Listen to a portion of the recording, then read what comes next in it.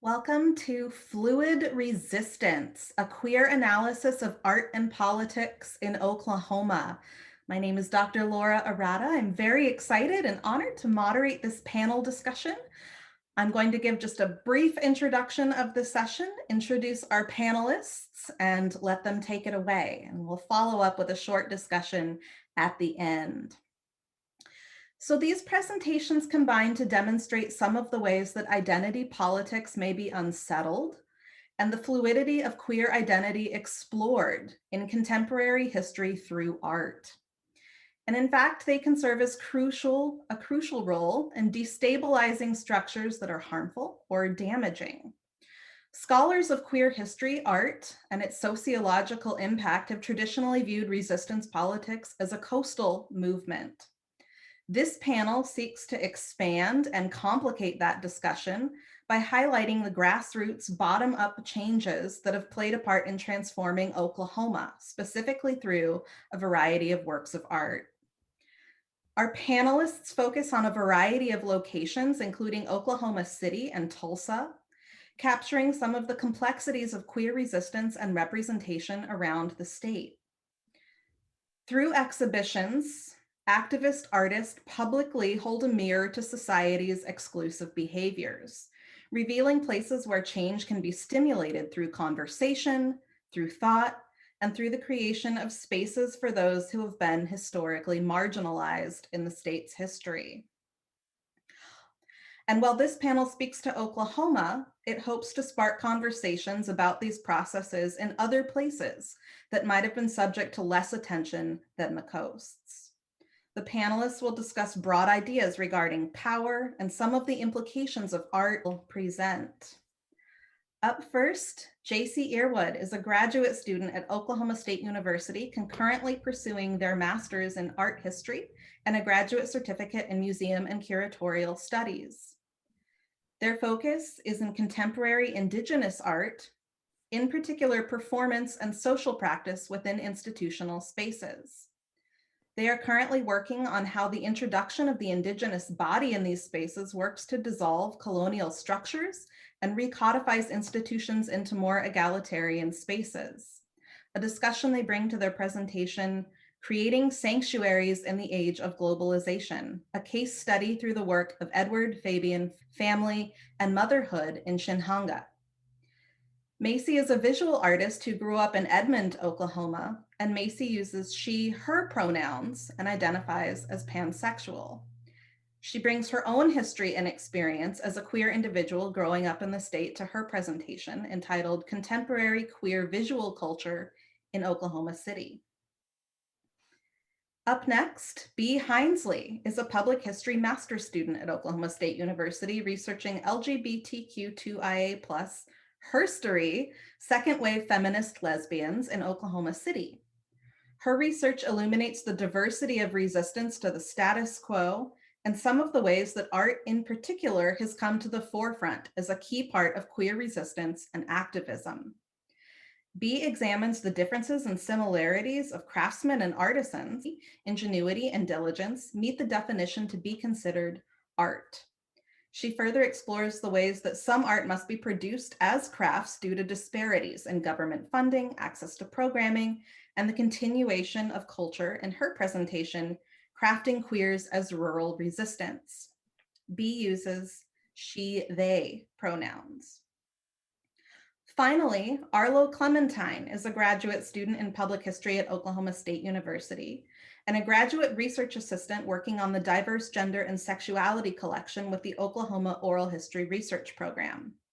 Their research focuses on LGBTQ+ activists in the Bible Belt, and they like to work within the intersections of LGBTQ+ history. Protest, a case study of the magic of Tulsa, Oklahoma, rounds out our session, and Arlowe uses they, them pronouns. I will now turn it over to Jacie Earwood to take us away. Hello, everybody. I'm presenting work again as introduced by Dr. Arata, Creating Sanctuaries in the Age of Globalization, a case study through the work of Edgar Fabian Frias. As language like global indigeneity become more commonplace, it's important to acknowledge presence, visibility as driving factors that work to break down limiting colonial structures that have presented binary understandings of humanity. With gender being a primary construct highlighted for our panel talk today, I sat down with Edgar Fabian Frias, a Wicarex Latinx non-binary queer multidisciplinary artist, curator, educator, and psychotherapist to discuss how they see their work creating sanctuaries and spaces for queer and indigenous people. They realized that the creating form had left their everyday lives. Edgar Fabian Frias had found themselves after a 2016 conversation with Asher Hartman. Asher Hartman sat them down and gave them a reading and told them to dedicate their lives and their practice in all the free time that they had, emphasizing the importance to cultivate that space for self and spiritual enlightenment. A big part of Frias's life was being an artist. So this conversation and reading with an old friend and former art teacher had pushed them to shift their career back into the art field full time. Ultimately, it was a setup under a capital production under the settler colonial society that devalues mental health and spiritual healing outside of the Euro-Western Christian structures. To quote Mail Arvin, colonialism involves expropriation, dispossession, and displacement.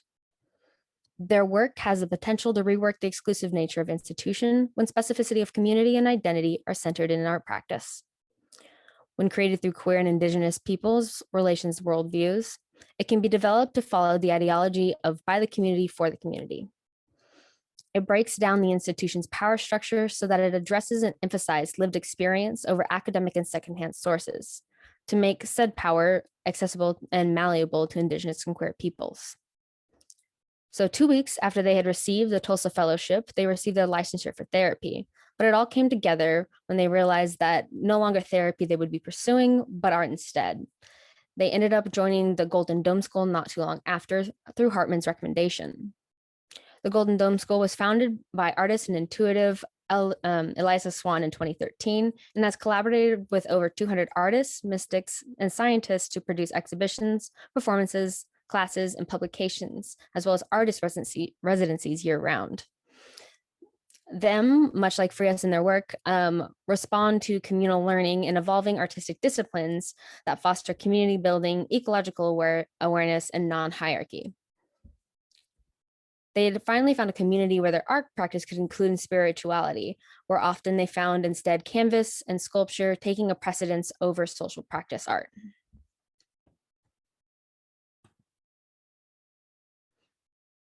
So it's in the Golden School that they found a community where their art practice could include this spirituality, and that their presence through this practice would disrupt public spaces through a hypervisibility, denying the constructed image found and upheld by media.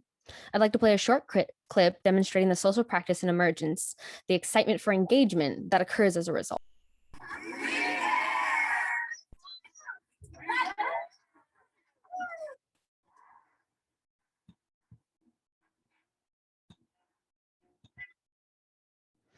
So with that practice, they had finally found again a community that advocated for a social practice that emphasized that ended up emphasizing what it meant to disrupt those spaces to bring in public into their practice. It was then that in 2010, a project that had started in Oregon, along with their partner Thaddeus Padich, they set out to bring queer music and arts to the community-oriented festival in Tulsa. When they came to Tulsa, they had met several prominent queer artists and trans artists who didn't have a dedicated space to share their work and experience. They opened up a transitory sanctuary, expanding what art can be for queer and trans folks by highlighting a work that immerses spaces in a sensory experience through sound and lights. They showcased artists at the Cameron Studios in downtown Tulsa. Down on our bottom right, we see America's leather band Black Plague from Lincoln. And then we also have on our upper right-hand side, the Buste from Los Angeles, California. And then on our left-hand side, above our title here, we have Frias and Padich's project Gay K, intensely beautiful music from the Tulsa-based musicians. This work went again to showcase and create space for queer and indigenous folks within Tulsa, a space that wasn't available beforehand. by designating this space, though transitory in nature, they began to build community through the building and interactions and relationships that would come as a result of these interactions, of these presentations. This would continue. So to quote Frias, their work finds success in collaborating with people to co-create experience that builds over time a community. These spaces cultivate relationships that continue afterward, much like the rhizomes themselves. As a rhizome is planted, it then spreads out its roots on either side to build horizontally, much like community does. Frias found community developing through these projects of social practice, often setting a foundation for relationships that again spread that rhizome even further.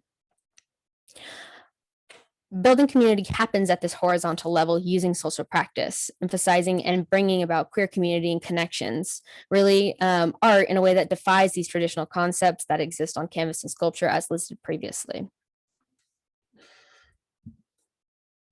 Through a series of billboards, this one being the first one in 2019, Nuestras antepasadas nos hablan directamente, our ancestors speak directly with us, in 2019. Ended up being a part of an ad space, a project originally created by artist Richard Zimmerman to bring public spaces traditionally used for advertising into downtown Tulsa, Oklahoma. So following that visual language developed in perpetual flowering, Frias tells us that this spell and portal reawakens our psychic awareness of abounding ancestral spiritual support that surrounds us. They honor their sacred ancestors and they surround them with an image of themselves, dissolving the boundaries between themselves and enveloping spiritual beings, endlessly emanating energies of dissolution and interstitial reciprocity. Gender and sexual identity can emphasize, de-emphasize, or complicate Indigenous identity. Indigenous identity can downplay, twist, or strengthen gender or class identity. Using intersectional perspective, they work within a system recentering the sacred nature of queer and trans folks. Frias makes queerness and indigeneity undeniable, rising up above the city using visual tools of capitalism, subverting the culture that aimed to limit Frias's life to the idea of career. Thank you.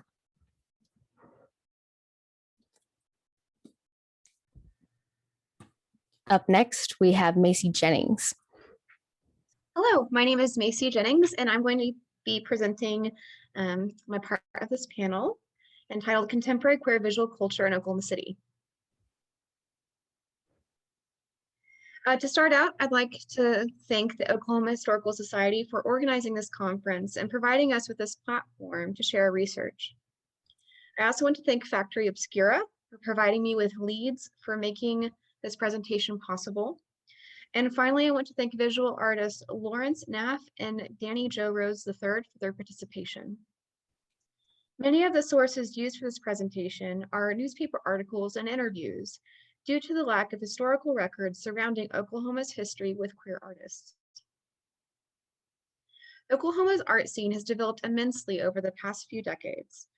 There are new visual culture community spaces, events, and galleries present. This has allowed for emerging artists to network and display their works. In highlighting a few of these spaces, I'm inferring the allowance of increased opportunities for queer artists. In order to place the current cultural environment of queer Oklahoma City, it's vital to look at the historical context. When OKC Pride celebrated its 30th anniversary, several queer folk reached out to request an adjustment, stating that it was actually the 40th anniversary. The first documented gay pride event took place in 1977 as a block party held in the 39th Street Enclave area. However, the first Pride Parade took place in 1988 with roughly 700 in attendance. Many of the people who participated in the parade and walked were not queer individuals themselves, but allies. This is due to safety concerns of the queer population at the time due to several threats of physical violence. There is a significant loss of historical record and oral tradition for OKC queer pride history due to silencing and illness. In contemporary setting, there is currently contention between two LGBTQ+ groups for management of Oklahoma City's queer pride celebrations. OKC Pride, the old organization, and the OKC Pride Alliance, the newest contender. The litigation is still being sorted out between the two parties. The Strip is synonymous with the 39th Street Enclave area, where the first queer block party took place. In Bryce E. McClearly's dissertation, Oklahoma Drag and Queer Folk Linguistics, which investigates the development of queer speech surrounding contexts, he observes, 39th Street, what so many performers call the gayborhood, has remained a safe space for many queer Oklahomans, and many of the people who have spent their lives in OKC are well aware of the histories that permeate this area. This historical background is brought forward every summer at Pride events, and even younger queer Oklahomans who are not aware of such histories, it serves as a protected place away from the rest of the city and the state. Now that we have a foundational approach to looking at the queer culture for visual artists, I'd like to highlight some current contemporary artists. Danny Jo Rose III is a queer visual artist whose work evokes semblances of connection to nature through abstracted forms. They have an extensive history of exhibitions. Although they have primarily displayed their work in Oklahoma and Texas, they have participated in international shows. Rose works primarily with oil paint, but occasionally shifts to digital and 3D representations. Their work is currently displayed in object troves in OKC and digitally with Artling and Singulart online. They have special project work online with Simos Modlin. In response to my interview with Rose, they described an otherness present in their work relating to their relationship to the world and perspective as a queer person. Roses recounted their experience growing up queer in Oklahoma State by first expressing their gratitude towards their family for their love and acceptance. In addressing external factors growing up, Rose stated, as a young queer person in this world, I often felt like an outcast among my peers and would find myself on the receiving end of discrimination and bullying. It has taken me years to learn to love myself in my queerness. Rose felt there are some limitation placed on queer individuals at the state level with legislative references to i.e. SB 627 and SB 2. When asked to comment on their influence of queerness with their work, Rose stated, as I get older, my practice gender identity evolves. I have started to notice a softness versus a roughness emerge in my work. This could have something to do with the way I experience gender fluidity. I see my gender as a continuously growing and evolving experience, much like I experience the act of making art. Next, I'd like to highlight visual artist and jewelry designer Lawrence Naff. In accordance with his website biography, Naff creates mosaic sculptural pieces by individually placing crystal rhinestones and gemstones on substrate. In response to my inquiry over whether or not there are limitations on queer artists in Oklahoma, Naff stated, I don't think sexual orientation and identity is something that's obvious when looking at the work, especially if an artist's work is not about identity. It certainly isn't on the title card. I can't recall many shows in Oklahoma that were about queer identity. On the other hand, I have seen group shows with work that explores these themes. In this statement, Naff brings a strong, poignant question to the surface. Are there visual identifiers for queer structures within visual culture? And if so, what do they look like and represent? My presentation hopefully has you wondering the following. What should queer art look like? And what stipulations are placed upon established and emerging artists, queer artists in the Oklahoma City area? In conclusion, I surmise that just as queerness is unique to the individual, so are the experiences each artist encounters as a reflection of that identity. I'm hopeful the Oklahoma City area art scene will continue to expand in the years to come, with an emphasis on queer artists emerging and coming to the forefront. Thank you. Thank you so much, Macy. That was fascinating. And now we'll turn it over to B. Hinesley to talk about crafts and art. Thank you, Dr. Arata. And again, thank you to OHS and particularly for me to the artist Abraham Locust. Today I'm presenting Crafting Queer as Rural Resistance, the examination of LGBTQIA2S+ individuals, artists in rural Oklahoma as activists. Craft has historically been separated from art as a lesser or other, yet craft often requires creativity, ingenuity, diligence, and interpretation, which all meet the definition of art. Dr. Sally Markowitz examined this distinction, and her research serves as the foundation for inclusion of crafts as art and craftsmen as artisans. Beyond the intangible definition of crafts or arts, many artisans must express themselves through craft in order to have financially viable means to support their work due to disparities in government funding and access to programming. Beyond the physical monetary reasons, the intangible fulfillment of creativity expressed often craft carries in tradition and culture, especially within people of color and Native Americans. This basis begins our discussion. To further support craft as art, Dr. Markowitz's research looks to answer why arts which are considered to use medias of painting, sculpture, and printmaking are somehow different, yet similar, yet also hold a positive connotation over art, which use media such as ceramics, weaving, fabric, wood, and metal. Markowitz's argument stems from the premise that these differences primarily rest on the colonial state ideology that what white European men made was seen dignified by the label art, while everyone else, what they made counted only as craft. This way of thinking became rooted into the colonial culture, permeated throughout the international markets connected to European colonizing nations, and has remained to present day. The labeling of art did not rely solely upon the social status of its maker, but also reinforced a set of more general categories, values, and distinctions that tell us much about elitism, which is the cornerstone of Markowitz's argument for the removal of the division of arts and crafts, since they are both socially constructed categorizations that only further the othering of anyone outside of white European descent, Christian, cisgender Christian hegemonic patriarchy. Proponents of the division still claim that the distinction of craft is due to physical utilization of these objects versus the exclusive contemplative use of art. However, Markowitz again counters this as a normative dualism in which humans separate mind and body, valuing mind over body, a form of elitism which perpetuates the intellectual academic pursuits allowed to the affluent classes, holding empirical value over the physical work required for survival, typically performed by lower socioeconomic classes. This normative dualism has shaped the way we regard morality, politics, gender, and now we must ask how it has shaped our view of art. Those who see to the physical, practical, everyday tasks and needs may well produce artifacts that bear the mark of their work, yet stereotypes continue to determine how these artifacts are classified and evaluated. It is on this backdrop that I present Craft is Art.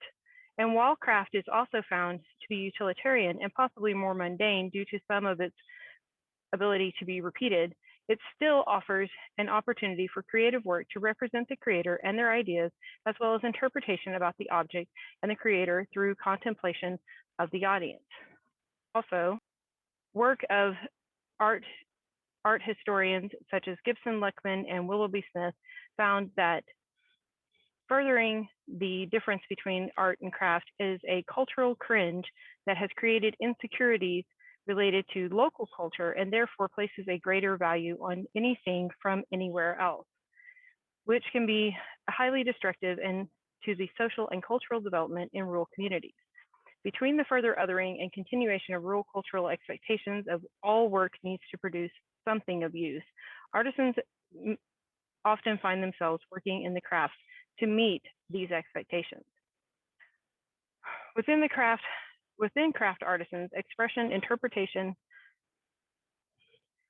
and storytelling and ideologies are still incorporated into their objects, once again supporting them as works of art.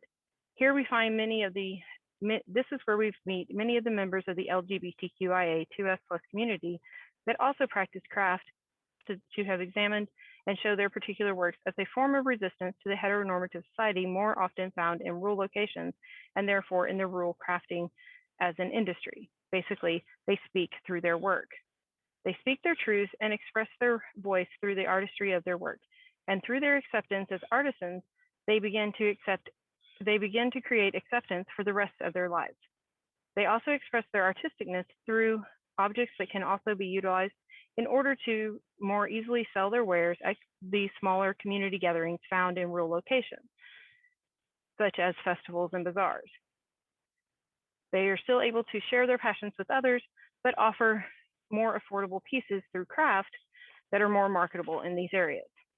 To go back to the people of color and Native Americans, their work has continually been subjugated even further as craft since colonial times due to the materials they use. They're not meeting European ideologies and their status as citizens. Plus the continual attempt to remove any and all cultural outside of European normatives. Because of this, we find them placing themselves in resistance as guardians of their culture. In this role as guardians, I find I have met my first rural queer artisan, Abraham Leslie Locust. Professionally, they are recognized by their given name, Abraham, and personally and familiarly, they prefer to go by Leslie. And Leslie embodies their identity as a two-spirit individual within the Cherokee Nation of Eastern Oklahoma. They treasure the position of teacher to future generations, both in schools and outside of schools, in sharing their art, and to share the knowledge of beadwork and other native crafts with children of their nation. They hold their art as sacred in representing the traditions of their people and providing key pieces for other Cherokee practices. Today, I will show some of their pieces and share a small piece of their oral history interview and in the discussion of how Abraham continues to carry forward traditions as both two-spirit and artisan. I just like my work to be shown and to get a sense of idea, like to keep it going. And that's what's been making me proud.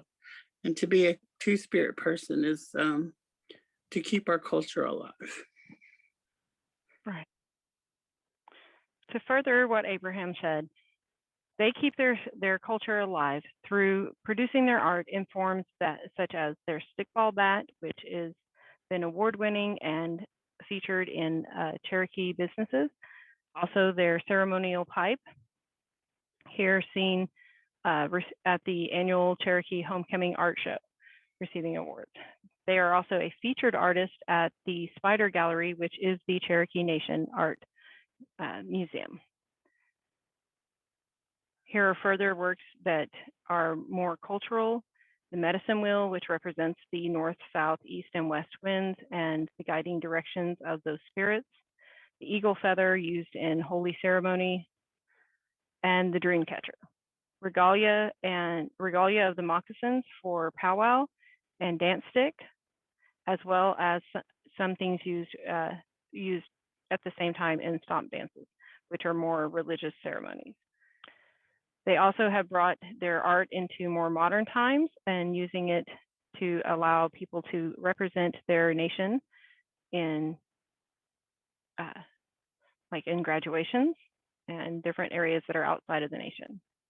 And then finally, they use their art as survivance to financially support themselves and able to go around to the nation and teach their crafts and their language and carry on the cultures and traditions that is traditionally assigned to two-spirit people as the teachers of the way, being able to see both the male and female perspectives. Finally, this is only the beginning. Leslie is one artist within one nation when there are over 500 nations within the US. Also, queer artists outside of the nation utilize these same forms for expression while still using them to survive within small towns throughout Oklahoma. This can be seen at different small town prides where they have picnics following and art bazaars, as well as new Black artist highlights that are coming up in Tulsa in the areas that are paying homage to the Greenwood district. And now we can hear from Arlowe. I appreciate that we started off in Tulsa, we've moved through Oklahoma City, and now we're going to return to Tulsa. I think that's a really nice bookending of how some of these things have impacts across the state. Hi, I'm Arlowe Clementine, and I will be completing or finishing us out here today with Queer Resistance Through Art and Protest, a case study of the Magic City of Tulsa, Oklahoma. Working to expand the narratives of LGBTQIA+ Oklahomans and the work that they have done to make it a safer place for queer individuals. Today, I bring you a glimpse into some of the ways that queer Tulsans have been working to push boundaries and make changes through art and activism. Tulsa, or the Magic City, is considered a progressive hub for the state and region, but it is still riddled with bigotry, still firmly placed in what Dr. Bernadette Barton calls the Bible Belt panopticon. While Tulsa has more access to resources for queer individuals than most places in the state, the work to make that a reality has taken many different forms. I center Bell Hook's understanding of talking back from her work entitled Talking Back, Thinking Feminist, Thinking Black. Hooks discusses her childhood questioning and punishment for backtalk or talking back, meaning speaking as an equal to an authority. Finding talking back liberatory from structures of oppression that existed within society and her own family structure, Hooks understood that the punishment she received for talking back were intended to suppress all possibility that I would create my own speech. Reflecting on the history of queer resistance, queer and transgender youth and young adults of color have always been at the forefront of the movement. As part of OHRP's Diverse Gender and Sexuality Project, I've had the privilege of interviewing Julie Tucker Trainum for the archives. Julie worked as the program coordinator for Tulsa Youth Discovering Diversity, or TYDD, within Youth Services of Tulsa, or YST, for over 15 years. TYDD was started in 1992 during the height of the World AIDS crisis as a way to do outreach to LGBTQ2IA+ youth. In the beginning, TYDD was a word of mouth only situation. They met at an offsite location due to potential safety issues, but also because of the climate at YST at the time. While they were working to be supportive of queer young people, they were also worried about funding and optics of the organization. Near the turn of the century, however, the youth and programming of TYDD had become more visible. While the program has done many notable things to progress the voices of queer youth in Tulsa, I would like to discuss two ways in which youth and facilitators of TYDD talk back to the idea of staying underground or stealth. The first is the creation of their play, Doesn't Gay Mean Happy? This series of short vignettes was created from real life experiences of the youth in TYDD. It opened with the cast verbalizing homophobic epithets to the audience. Instead of attempting to make viewers feel comfortable, they fought back with the language that was often used against them. According to Tucker Trainum, that play was performed over 50 times, including at churches and public school settings. The second is with the renaming of TYDD to Queer Talk in 2011. Chosen by the youth, this new name received pushback from people in the organization as well as in the community. The youth were set on reclaiming the term and were ultimately successful. This change in language resisted the comfortability of older generations of LGBTQIA+ people who were uncomfortable with the optics or feeling with this word. The same youth program was also responsible in 2017 with pushing the city's leading LGBTQIA+ resource, Oklahomans for Equality, or OKEQ, to add the Q+ to the LGBT acronym on their mission statement. It took a public protest by youth at an annual gala event and several meetings with youth advocates after the protest. The change was finally made official in 2018. Often with queer resistance, it's not just about talking back to outside forces, but also within our own community, much like the previous protest at the gala. This talking back, can bring even more trauma for those activists engaging in the push for equity in the community. This is the case for the events that transpired and led to the resignation of Sharon Bishop Baldwin from the board of directors at Oklahomans for Equality. In February of 2019, the city of Tulsa was under scrutiny for employing a clerk that had been a known affiliate of the KKK. This brought outcries across the city, known for the massive destruction of the Greenwood community by white supremacists in 1921. Sharon Bishop Baldwin spoke out against the removal of the clerk, citing homophobia in the workplace as a comparison to the removal of the clerk from her position. She later posted a troublesome apology and began removing activists of color that were calling for accountability. One of those activists was Rosa Hernandez.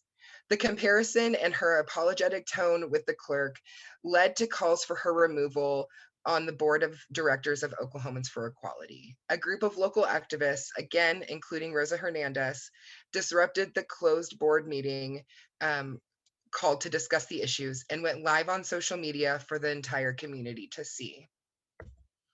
Talking back to the authority. Rosa Hernandez is a local queer Latinx activist and dreamer.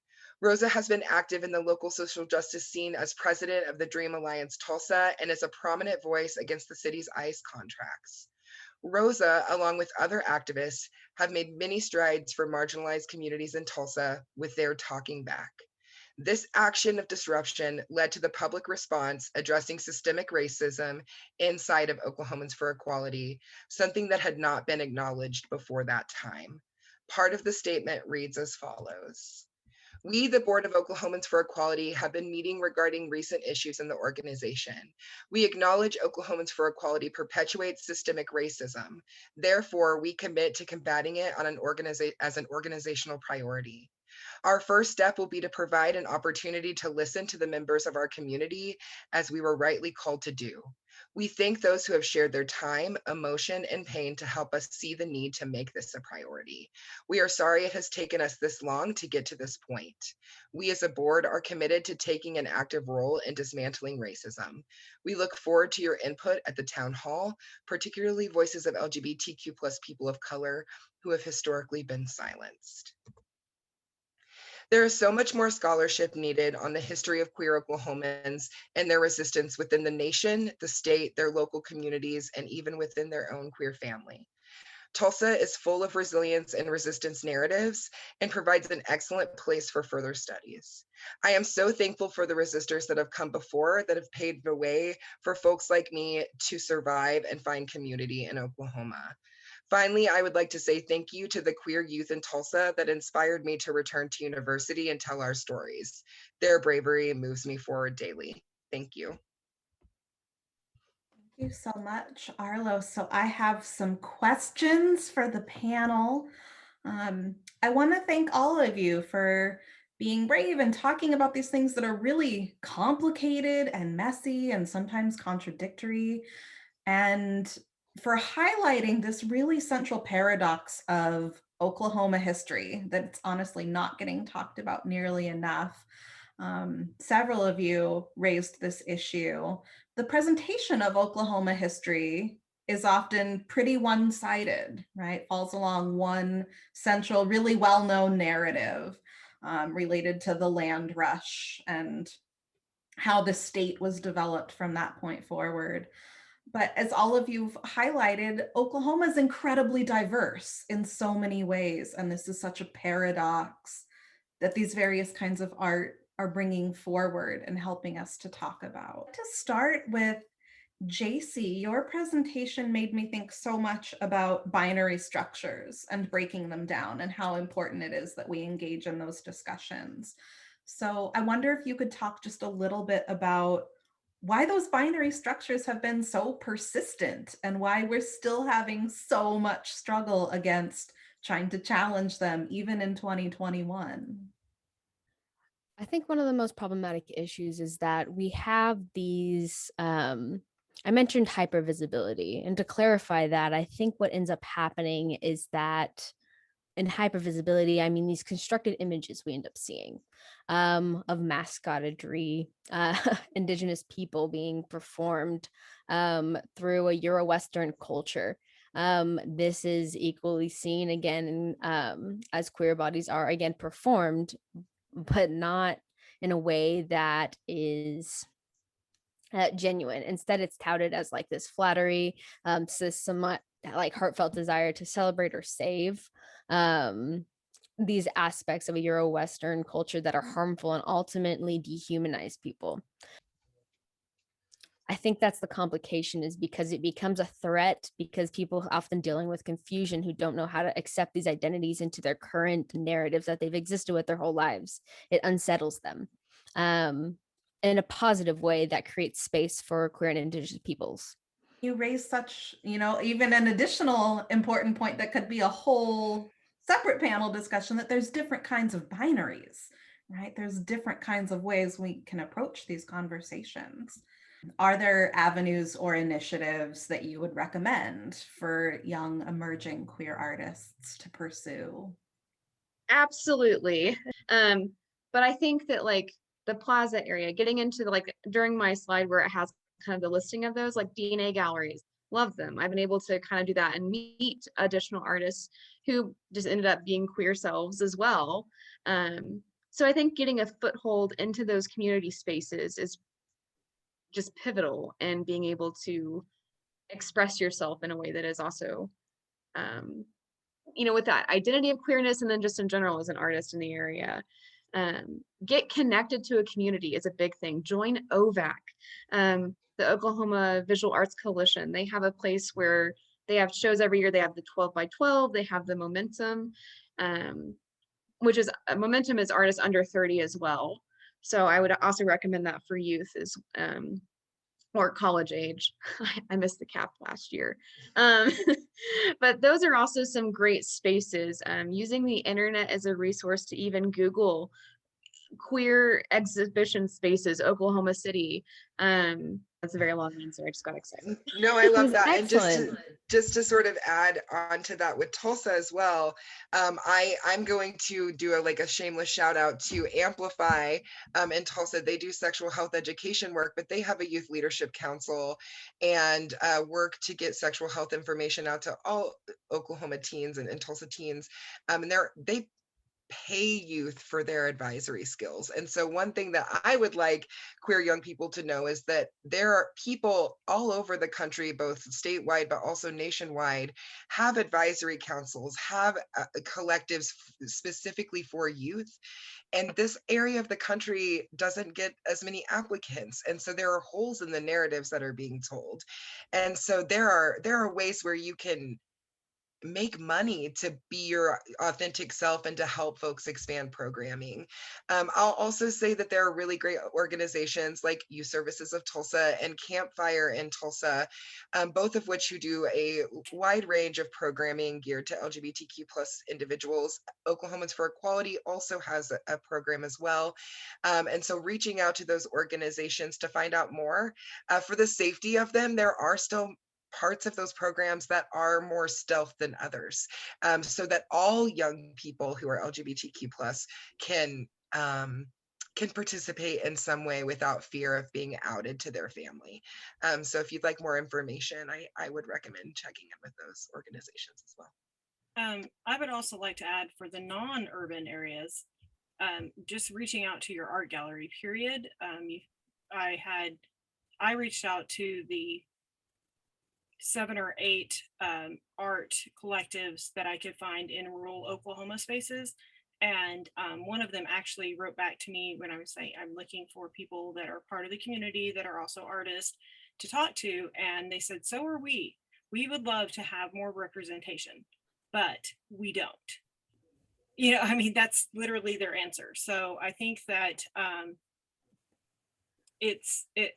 for those that are especially in rural areas that don't have these larger organizations to go to, that finding local artists to talk to and local art collectives would be the first place, even if you're not an artist, because they're looking to expand the worldview of their areas.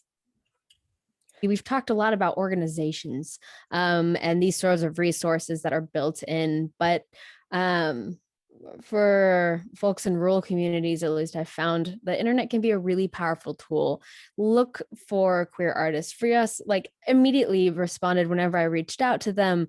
That can be a really powerful tool if you can build community there. You don't need, and it can be a way that's safe, where you don't have to worry about being outed. There's an anonymity to the internet that allows for, I think, queerness and queer communities to thrive and begin to explore their own identities and sexualities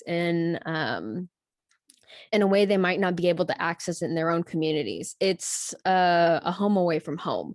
So find an artist you love, find a person who inspires you, and look to them like as a mentor. There's an ability there for youth to reach out and build community through that, instead of just these organizations, and maybe even find each other. You don't need a space, and maybe that's what I want to emphasize. You don't need an institutional space to be able to present your art. Get together with a couple friends, put something up at somebody's house, have a show in your own house. And emphasizing that community can be an incredibly exciting way to talk about it with a group that you feel safe with people you know that are going to continually create with you, and hopefully you'll be able to build a relationship in a social practice way. To have. So in the interest of time, I'm going to pose just one more question. I'm going to toss it to Arlowe, but then if anybody else has follow-ups, please dive in. So we are very firmly in the Bible Belt in Oklahoma, and this is, you know, outsiders looking in at Oklahoma. I think that would be a very common perception to have. So how does that Bible Belt panopticon affect the work and the visibility of queer Oklahomans? And to build on that just a little bit, as our final words, how can we use that as a strength? How can we turn that into a platform? One of the big questions I had watching all of you present is, you know, are there national conversations about these things that are influencing Oklahoma? Or is Oklahoma one of the places that's influencing those conversations nationally and just doesn't get the recognition? Because by the time those conversations start to happen nationally, it's already been filtered, right, out to all these other places. So I would love to dive in on that a little bit. I was actually just speaking to some friends this weekend who just moved here recently from Brooklyn, and they're LGBTQ gay men, and they were discussing how they knew that Oklahoma was going to be different, but they didn't realize how hard and how many barriers and like how far behind language was, considering like the coast and things like that. But then they pivoted and they said, but I've seen some of the coolest and grassroots like work and projects happen here, because you have to work around so many other like systemic barriers here. And I really appreciated that. So I just wanted to say that before I forgot. But going back to the Bible Belt Panopticon, Barton takes the idea first sort of posed by Foucault of this idea of like an insular prison situation where the prisoners themselves are actually helping authority control space. And when we think about the Bible Belt, we're situated in this space where conservatism is understood to be everyone's experience. We don't go blue politically ever. You know, there's all of these things that are happening here, but we also have visceral symbols all around us of this sort of shame and stigma from religious institutions.